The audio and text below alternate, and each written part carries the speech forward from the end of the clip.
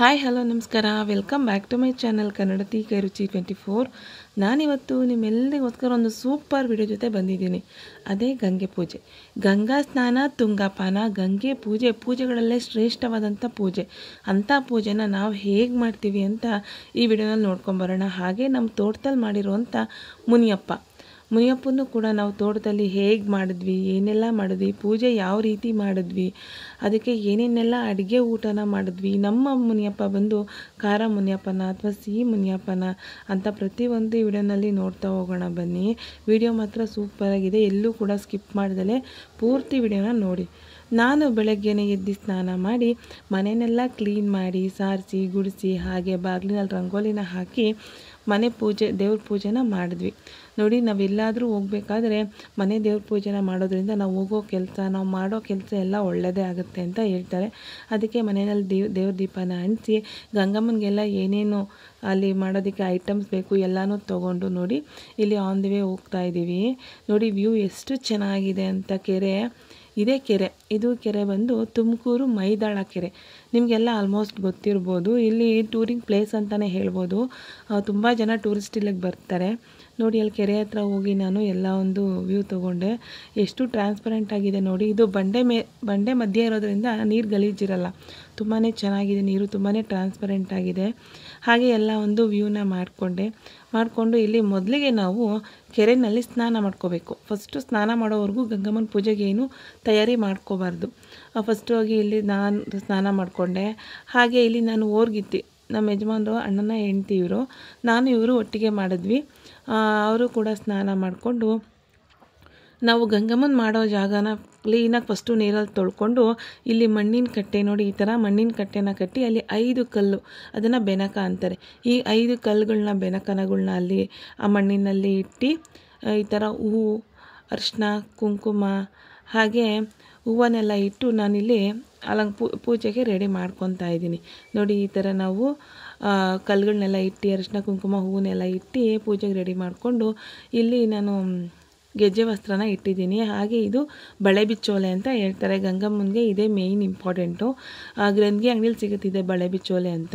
ನೋಡಿ, ಆ ಬಳೆ ಬಿಚ್ಚೋಲೆ ಒಳಗಡೆ ಇದು ಗಂಧದ ಪುಡಿ ಅಂತ ಹಾಕಿರ್ತಾರೆ ನೋಡಿ. ಅದನ್ನೆಲ್ಲ ಓಪನ್ ಮಾಡಿ ಗಂಧದ ಪುಡಿನೆಲ್ಲ ಮೇಲೆಲ್ಲ ಹಾಕಿ ಆ ಬೆಂಚ್ಕಲ್ ಮೇಲೆಲ್ಲ ಸುತ್ತನೂ ಹಾಕಿ ಅಲ್ಲಿ ಬಳೆ ಬಿಚ್ಚೋಲೆನ ಅಲ್ಲಿ ನಾನು ಸಿಗಿಸ್ಕೊತಾ ಇದ್ದೀನಿ. ನೋಡಿ, ಈ ಥರ ಇಟ್ಕೊಂಡು ಇಲ್ಲಿ ಪೂಜೆಗೆಲ್ಲ ರೆಡಿ ಮಾಡ್ಕೊತಾ ಇದ್ದೀನಿ.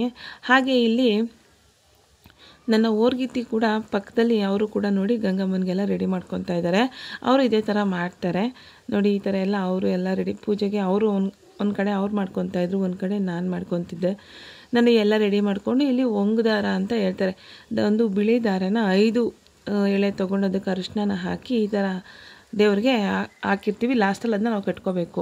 ಇಲ್ಲಿ ನಾವು ತಂದಿರ್ತೀವಲ್ಲ ಗಂಗಮ್ಮಂಗೆ ಸೀರೆ, ಆ ಸೀರೆನ ಇಲ್ಲಿ ಕೆರೆ ನೀರಲ್ಲೇ ಸ್ವಲ್ಪ ಚುಮುಕ್ಸ್ಕೊಂಡು ಅದಕ್ಕೂ ಕೂಡ ಒಂದು ಬಾಳೆ ಎಲೆ ಇಟ್ಟು ಸೀರೆನ ಇಟ್ಟು ಅಲ್ಲಿ ಅರಿಶಿನ ಕುಂಕುಮ ಹೂನ ಅದಕ್ಕೂ ಇಟ್ಟು ನೋಡಿ ಎಲ್ಲ ರೆಡಿ ಮಾಡ್ಕೊತಾ ಇದ್ದೀನಿ. ಹಾಗೆ ಮುಂದೆಗಡೆ ಒಂದು ಬಾಳೆ ಎಲೆನ ಹಾಕ್ಕೊತಾ ಇದ್ದೀನಿ. ಮಧ್ಯದಲ್ಲಿ ದೇವರು, ಫಸ್ಟು ಸೀರೆ, ಮಧ್ಯದಲ್ಲಿ ದೇವರು, ಹಾಗೆ ಮುಂದೆಗಡೆ ಬಾಳೆ ಎಲೆನ ಇಟ್ಕೊಂಡು 2 ಚುಪ್ ಬಾಳೆಹಣ್ಣು ಕಾಯಿ ಎಲ್ಲ ಇಟ್ಟು ರೆಡಿ ಮಾಡ್ಕೊಂಡಿದ್ದೀನಿ. ಇಲ್ಲಿ ಒಂದು ತಟ್ಟೆಗೆ ಕಡಲೆ ಪುಡಿ, ಹುರ್ಗಡ್ಲೆ ಪುಡಿ ಬರುತ್ತಲ್ಲ, ಅದನ್ನು ಮನೆಯಿಂದನೇ ಪುಡಿ ಮಾಡ್ಕೊಂಬಂದಿರ್ತೀವಿ. ಹುರ್ಗಡ್ಲೆ ಪುಡಿ ಬೆಲ್ಲನ ಕುಟ್ಕೊಂಡು ಇಲ್ಲಿ ಬಂದಿರ್ತೀನಿ. ಮತ್ತು ಕಪ್ಪು ಎಳ್ಳನ್ನು ಕೂಡ ಅಲ್ಲಿ ಮನೆಯಲ್ಲೇ ಪುಡಿ ಮಾಡ್ಕೊಂಬಂದಿರ್ತೀವಿ. ಇಲ್ಲೆಲ್ಲ ಕೆರೆ ನೀರನ್ನೇ ತೊಗೊಂಡು ನೋಡಿ ಈ ಥರ ಎಲ್ಲ ಚೆನ್ನಾಗಿ ಮಿಕ್ಕೊಂಡು ಇಲ್ಲಿ ನಾನು ಉಂಡೆಗಳನ್ನ ಮಾಡ್ಕೊತೀನಿ. ಕಡಲೆ ಹಿಟ್ಟಿನ ಉಂಡೆ, ಇದು ಹುರ್ಗಡ್ಲೆ ಹಿಟ್ಟಿನ ಉಂಡೆಗಳನ್ನ ಈ ಥರ ನೋಡಿ ಮಾಡಿ ಇಟ್ಕೊಂಡಿದ್ದೀನಿ. ಇದೇ ಗಂಗಮ್ಮನ ಪ್ರಸಾದ, ಓಕೆನಾ. ಒಬ್ಬೊಬ್ಬರು ಒಂದೊಂದು ಥರ ಪ್ರಸಾದ ಮಾಡ್ತಾರೆ. ನಾವು ಕಡಲೆ ಹಿಟ್ಟು ಮತ್ತು ಕಪ್ಪೆಳ್ಳಿನ ಉಂಡೆನ ಮಾಡ್ತೀವಿ. ಕಡಲೆ ಉಂಡೆ ಕಪ್ಪೆಳ್ಳಿನ ಉಂಡೆ. ಇವಾಗ ಫಸ್ಟು ಕಡಲೆ ಉಂಡೆ ಮಾಡಾಯಿತು. ಈಗ ನಾನು ಕಪ್ಪೆಳ್ಳು ಮನೆಯಿಂದನೇ ಕುಟ್ಟಿ ಪುಡಿ ಮಾಡ್ಕೊಂಬಂದಿರೋಂಥ ಕಪ್ಪೆಳ್ಳನ್ನು ಹಾಕ್ಕೊಂಡು ಅದಕ್ಕೂ ಕೂಡ ಸೇಮ್ ಪ್ರಾಸೆಸ್ಸು. ಕಪ್ಪೆಳ್ಳು ಬೆಲ್ಲ ಹಾಗೆ ಕೆರೆ ನೀರನ್ನು ಸ್ವಲ್ಪ ಚುಂಬಿಸ್ಕೊಂಡು ಅದನ್ನು ಕೂಡ ಉಂಡೆ ಮಾಡಿ ಇಟ್ಕೊಂಡು ನಾನು ಅದನ್ನು ಕೂಡ ಒಂದು ಪಕ್ಕಕ್ಕೆ ಎತ್ತಿಟ್ಕೊತಾ ಇದ್ದೀನಿ. ನೋಡಿ ಈ ಥರ ಎಲ್ಲ ಹಾಕ್ಕೊಂಡು ಸ್ವಲ್ಪನೇ ನೀರನ್ನು ಸೇರಿಸ್ಕೊಂಡು ಈ ಥರ ಉಂಡೆಗಳನ್ನ ಮಾಡಿಕೊಂಡು ಎಲ್ಲ ಒಂದು ತಟ್ಟೆಗೆ ಎತ್ತಿಟ್ಕೊತೀನಿ. ಇದು ಪೂಜೆಗೆಲ್ಲ ರೆಡಿ ಮಾಡೋದಕ್ಕೆ. ಇದು ಗಂಗಮ್ಮನ ಪ್ರಸಾದ ಅಲ್ವಾ, ಇದು ಪೂಜೆಗೆ ಈ ಥರ ಎಲ್ಲ ಮಾಡಿ ಇಟ್ಕೋತೀವಿ. ನೋಡಿ, ಇಲ್ಲಿ ನನ್ನ ಮಕ್ಕಳು ಕೂಡ ನೀರಲ್ಲಿ ಆಟ ಆಡ್ತಾ ಇದ್ದಾರೆ. ಅವರು ನನ್ನ ದೊಡ್ಡವನು ನಮ್ಮ ಓರ್ಗಿತ್ತಿ ಮಗ, ಚಿಕ್ಕವನು ನನ್ನ ಮಗ ನೀರಲ್ಲಿ ಆಟ ಆಡ್ತಾ ಇದ್ದಾರೆ.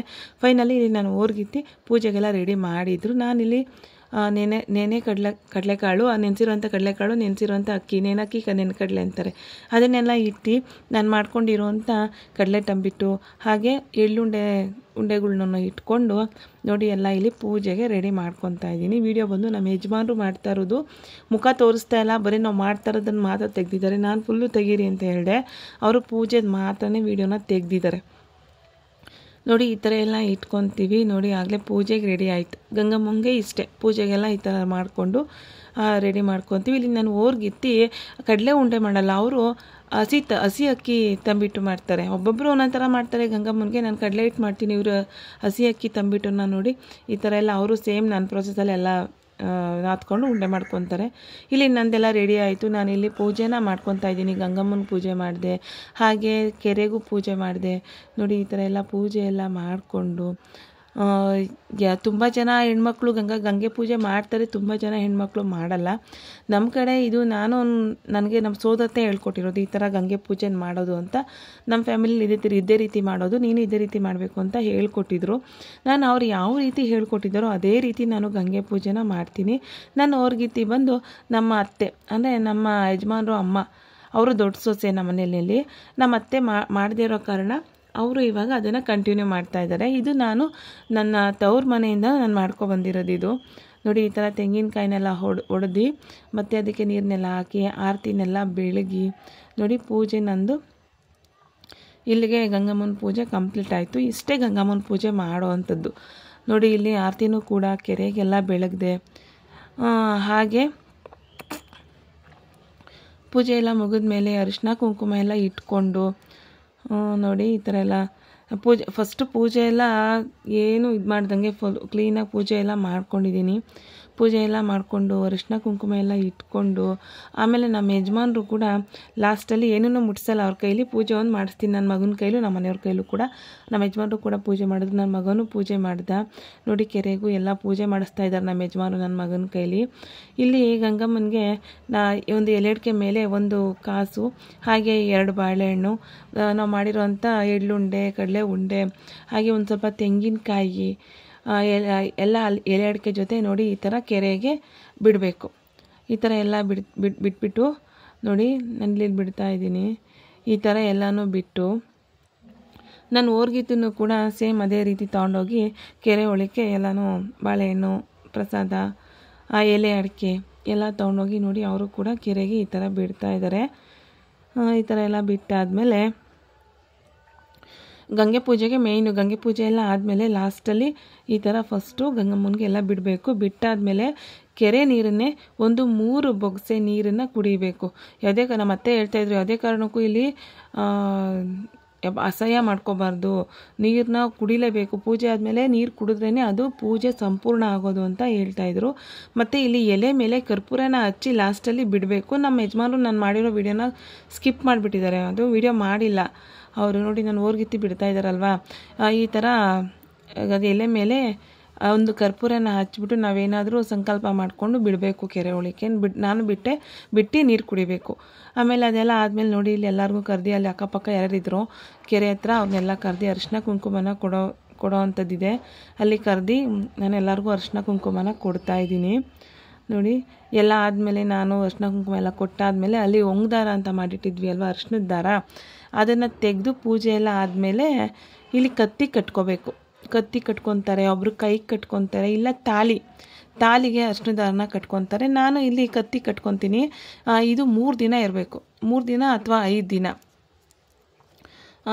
ಆ ದಾರನ ನಾವು ಕತ್ತಿಗೆ ಈ ಥರ ಕಟ್ಕೊಂಡು ಒಂದು 3 ದಿನ ಆದಮೇಲೆ ಅದನ್ನ ತೆಗೆದು ಮನೆ ಮೇಲೋ ಅಥವಾ ಯಾವ್ದಾರ ಹಸಿರು ಗಿಡದ ಮೇಲೋ ಹಾಕಬೇಕು. ಅದನ್ನು ನೋಡಿ ಈ ಥರ ಎಲ್ಲ ಹಾಕಿ ಆಮೇಲೆ ನಾವು ಫೈನಲಾಗಿ ಇಲ್ಲಿ ಶಿವನ ಗುಡಿ ಇದೆ, ಅಲ್ಲಿ ಬಂದು ಅಲ್ಲೂ ಕೂಡ ಪೂಜೆ ಮುಗಿಸ್ಕೊಂಡು ನಾವು ಒದ್ದೆ ಬಟ್ಟೆಯಲ್ಲಿ ಮಾಡಿರ್ತೀವಲ್ವ, ಒದ್ದೆ ಬಟ್ಟೆ ಎಲ್ಲ ಚೇಂಜ್ ಮಾಡಿ ಅಲ್ಲಿ ನಾವು ಗಂಗಮ್ಮಂಗೆ ಅಂತ ತಂದಿರ್ತೀವಲ್ಲ ಸೀರೆ, ಆ ಸೀರೆನ ಹಾಕ್ಕೊಂಡು ಅಲ್ಲಿ ಪೂಜೆ ಎಲ್ಲ ಮುಗಿಸ್ಕೊಂಡು ನೋಡಿ ಎಲ್ಲ ಒಂದು ವ್ಯೂನ ತಕ್ಕೊಂಡೆ. ಇಲ್ಲಿ ಚೆನ್ನಾಗಿತ್ತು.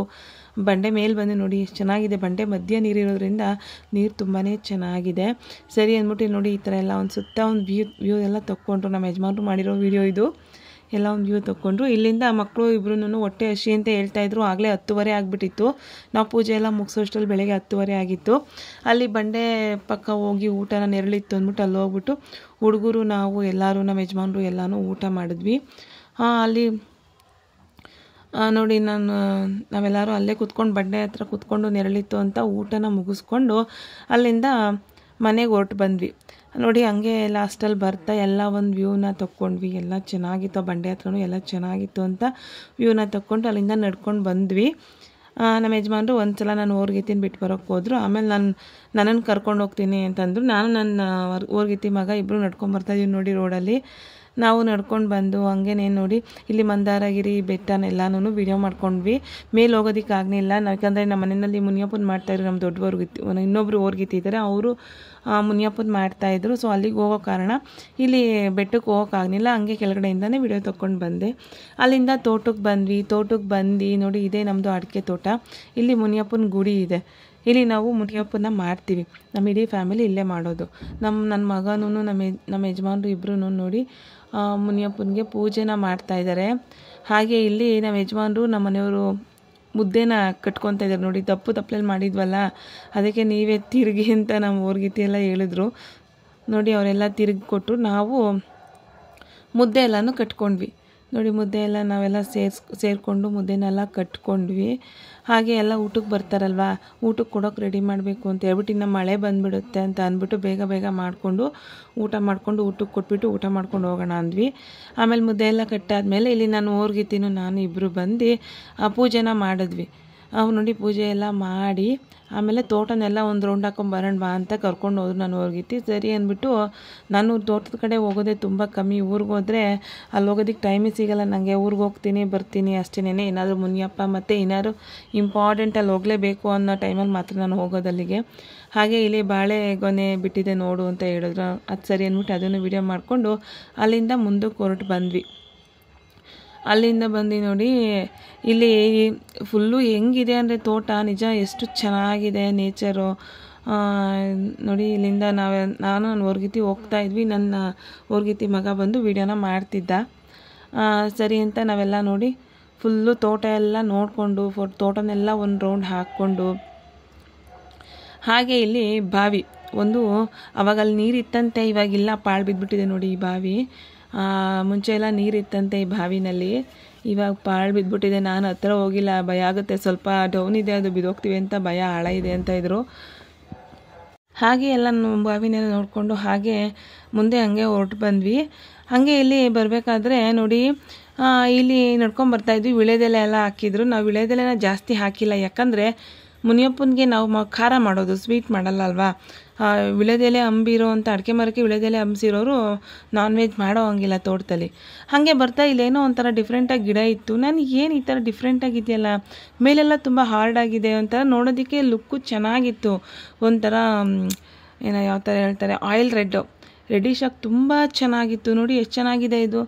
ಸರಿ ಅಂದ್ಬಿಟ್ಟು ಇದೇನೋ ಡಿಫ್ರೆಂಟಾಗಿ ಇದೆಯಲ್ಲ ಅಂತ ಅಂದ್ಬಿಟ್ಟು ವಿಡಿಯೋ ಮಾಡಿಕೊಂಡು ಬಂದ್ವಿ. ನನ್ನ ಮಗ ನೋಡ್ತಾ ಇದ್ದಾನೆ, ಅವನಿಗೆ ಏನಮ್ಮ ಇದು ಹಿಂಗಿದೆ ಅಂತ ಅಂದ್ಬಿಟ್ಟು ನನ್ನ ಮಗ ಎಲ್ಲ ಮುಟ್ಟಿ ನೋಡ್ತಾ ಇದ್ದಾನೆ ನೋಡಿ. ಡಿಫ್ರೆಂಟಾಗಿದೆ, ಅವನಿಗೂ ಏನೋ ಒಂಥರ ಏನೋ ಈ ಥರ ಇದೆಯಲ್ಲ ತೋಟದಲ್ಲಿ ಅಂತ ನನ್ನ ಮಗನೂ ನೋಡ್ದ. ನನ್ನ ಓರ್ಗಿತಿ ಮಗನೂ ನೋಡಿ ನಾನು ಕೇಳ್ತಾ ಇದ್ದೆ, ಏನು ಅಂದರೆ ಏನೋ ಗೊತ್ತಿಲ್ಲ ಕಣಂಟಿ, ಏನೇನೋ ಬೆಳೆದ್ಬಿಟ್ಟವ್ರು ಇಲ್ಲಿ, ಗೊತ್ತಿಲ್ಲ ಅದೇನು ಅಂತ. ಸರಿ ಅಂತ ಅಲ್ಲಿಂದ ಬಂದ್ವಿ. ಬಂದಮೇಲೆ ನಮ್ಮ ಭಾವನ ಕೇಳಿದ್ದಕ್ಕೆ ಅವ್ರು ಹೇಳಿದ್ರು ಅದು ಸುವರ್ಣಗೆಡ್ಡೆ ಗಿಡ ಅಂತ ಹೇಳಿದ್ರು. ಹೌದಾ ಅನ್ಕೊಂಡು ನಾನು ಸುವರ್ಣಗೆಡ್ಡೆ ಗಿಡ ಹಿಂಗಿರುತ್ತೆ, ನಾವು ಬೇರೆ ಥರ ಗಿಡ ನೋಡಿದ್ವಿ, ಇದು ಆ ಥರನೂ ಬರುತ್ತೆ ಮತ್ತು ಈ ಥರನೂ ಬರುತ್ತೆ, ಇವಾಗ ನಾಟಿ ಫಾರಮ್ ಅಂತಿರುತ್ತಲ್ಲ ಆ ಥರ. ಸರಿ ಅಂತ ಅಲ್ಲಿಂದ ಬಂದು ನೋಡಿ ನಾನು ಓರ್ಗಿತಿ ಇಲ್ಲಿ ಒಲೆಯಲ್ಲಿ ಅಡುಗೆ ಮಾಡಿರೋದಲ್ವ, ನಾವು ಮುನಿಯಪ್ಪಂಗೆ ಒಲೆಯಲ್ಲೇ ಅಡುಗೆ ಮಾಡೋದು, ಸಾಂಬಾರು ಒಲೆಯಲ್ಲಿ ಮಾಡ್ಕೊತೀವಿ, ಮಿಕ್ಕಿದ್ದೆಲ್ಲನೂ ಗ್ಯಾಸಲ್ಲಿ ಮಾಡ್ಕೊತೀವಿ ನೋಡಿ. ಇವರೇ ನನ್ನ ದೊಡ್ಡ ಓರ್ಗಿತಿ, ನಮ್ಮೆಲ್ರಿಗೂ ದೊಡ್ಡವ್ರು ಇವರೇ ಮಾಡಿರೋದು ಈ ಸಲ ಮುನಿಯಪ್ಪನ. ಸರಿ ಅಂದ್ಬಿಟ್ಟು ಇಲ್ಲಿ ನೋಡಿ ನಾನು ಓರ್ಗಿತಿ ಮಗ ಬಂದು ಸಾಂಬಾರನ್ನ ತೋರಿಸ್ತಾ ಇದ್ದಾನೆ. ನಾನೇ ತೋರಿಸು ಪೀಸ್ನೆಲ್ಲ ಎತ್ತಿ ಅಂದೆ, ನೋಡಿ ತೆಗೆದು ತೋರಿಸ್ತಾ ಇದ್ದಾನೆ. ನಾನು ವಿಡಿಯೋ ಮಾಡ್ತಾಯಿದ್ದೀನಿ ನೋಡಿ. ಸಾಂಬಾರು ರೆಡಿಯಾಗಿತ್ತು. ಹಾಗೆ ಇಲ್ಲಿ ಚಿಕನ್ ಚಾಪ್ಸ್ ಕೂಡ ರೆಡಿಯಾಗಿತ್ತು. ಹಾಗೆ ಕಾಳುಗೊಜ್ಜು ನೋಡಿ, ಇದು ಕಾಳುಗೊಜ್ಜು, ಬೋಟಿಗೊಜ್ಜು ಅಂತಾರಲ್ವ, ಕಾಳುಗೊಜ್ಜು ಎಲ್ಲ ರೆಡಿಯಾಗಿತ್ತು. ಹಾಗೆ ಅನ್ನ ಮತ್ತು ಮುದ್ದೆ, ಇಷ್ಟು ಮುನಿಯಪ್ಪನಿಗೆ. ಸರಿ ಅಂದ್ಬಿಟ್ಟು ನೋಡಿ ನಾನು ಓರ್ಗಿತ್ತಿ ಟೇಸ್ಟ್ ನೋಡ್ತಾ ಇದ್ದಾರೆ ಸಾಂಬಾರೆಲ್ಲ ಹೇಗಿದೆ. ಇವಾಗ ದೇವ್ರಿಗೆಲ್ಲ ಪೂಜೆ ಎಲ್ಲ ಎಡೆ ಎಲ್ಲ ಇಟ್ಟಾಗಿತ್ತಲ್ವ, ಜನ ಊಟಕ್ಕೆ ಬರ್ತಾರೆ, ಉಪ್ಪು ಖಾರ ಎಲ್ಲ ಸರಿಯಾಗಿದೆಯಾ ಅಂತ ಚೆಕ್ ಮಾಡ್ತಾಯಿದ್ರು. ಎಲ್ಲ ಆದಮೇಲೆ ನಾವು ಊಟಕ್ಕೆ ಕೂತ್ಕೊಂಡ್ವಿ. ನೋಡಿ ಊಟಕ್ಕೆ ಕೂತ್ಕೊಂಡ್ವಿ, ನಾವು ಊಟ ಎಲ್ಲ ಮಾಡಿದ್ವಿ. ಮುನಿಯಪ್ಪನ ಪ್ರಸಾದ ತುಂಬ ಚೆನ್ನಾಗಿತ್ತು. ಹಾಗೆ ವಿಡಿಯೋ ನೋಡ್ತಾರೆ ಎಲ್ರಿಗೂ ಮುನಿಯಪ್ಪ ಹಾಗೆ ಗಂಗಮ್ಮ ಒಳ್ಳೇದು ಮಾಡಲಿ ಅಂತ ಕೇಳ್ಕೊತ, ವಿಡಿಯೋ ಇಷ್ಟ ಆದರೆ ಲೈಕ್ ಮಾಡಿ, ಶೇರ್ ಮಾಡಿ, ಕಮೆಂಟ್ ಮಾಡಿ, ಹಾಗೆ ಪಕ್ಕದಲ್ಲಿರೋವಂಥ ಬೆಲ್ಲೈಕನ್ನ ಕ್ಲಿಕ್ ಮಾಡಿ ಅಂತ ಹೇಳ್ತಾ ನನಗೆ ಸಪೋರ್ಟ್ ಮಾಡಿ ಅಂತ ಕೇಳ್ಕೊತ ಈ ವಿಡಿಯೋನ ಇಲ್ಲಿಗೆ ಎಂಡ್ ಮಾಡ್ತಾಯಿದ್ದೀನಿ. ವಿಡಿಯೋ ಯಾರಿಗೆಲ್ಲ ಇಷ್ಟ ಆಯಿತು, ನೀವು ಯಾರೆಲ್ಲ ಗಂಗಮ್ಮನ ಮಾಡ್ತೀರಾ ಅಥವಾ ಮುನಿಯಪ್ಪನ ಮಾಡ್ತೀರಾ ಅವರೆಲ್ಲ ನನಗೆ ಕಮೆಂಟ್ ಮಾಡಿ. ವಿಡಿಯೋ ಇಷ್ಟ ಆದರೆ ಮಾಡದೇ ಇರೋರು ಈ ವಿಡಿಯೋಗೊಂದು ಲೈಕ್ ಮಾಡಿ ಅಂತ ಕೇಳ್ಕೊತ ಈ ವಿಡಿಯೋನ ಇಲ್ಲಿ ಮುಗಿಸ್ತಾ ಇದ್ದೀನಿ. ಟಾಟಾ, ಬಾಯ್ ಬಾಯ್.